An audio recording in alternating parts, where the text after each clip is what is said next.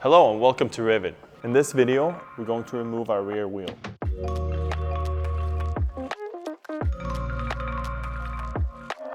So now when the battery is removed, we're going to lift up the bike.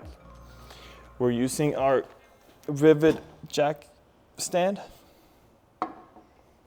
You could also use a traditional car jack and carefully lift it from the center of the battery bracket. Now that the belt cover is removed, we move over to the right side and remove the cotter pin. Now that the cotter pin is removed, the next step would be to remove the rear axle pin. We're using a 24mm socket and a ratchet. Just loosen it up, just like that, and that's enough. So back here on the left side, we have to release the tension of the original belt.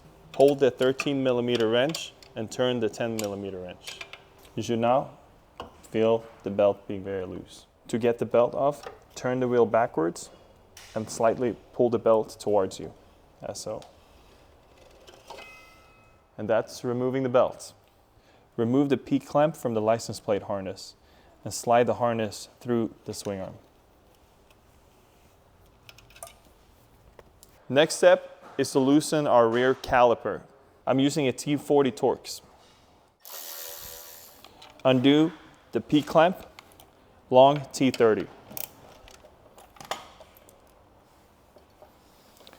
Lift the rear caliper straight up and pull it to the side. With the 24mm socket, loosen the rear axle nut.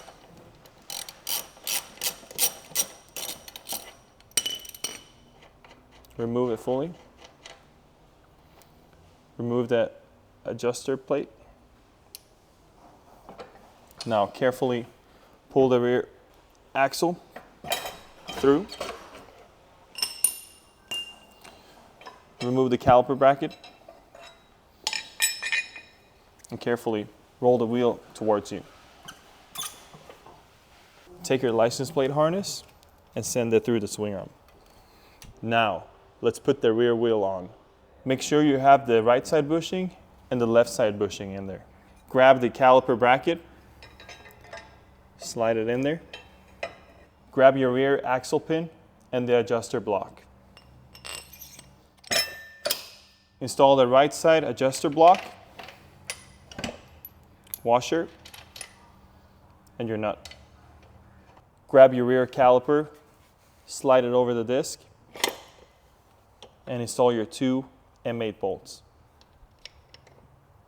Now torque the two M8 bolts to 18 foot-pounds. Now install the P-clamp for your rear brake line. Now install your left side swing arm P-clamps. So now we're going to install our new belt. To tune the belt, I like to use this free application. But you could also use a standard belt tuner. After the belt's been tuned, we're going to torque down the rear axle to 65 foot-pounds.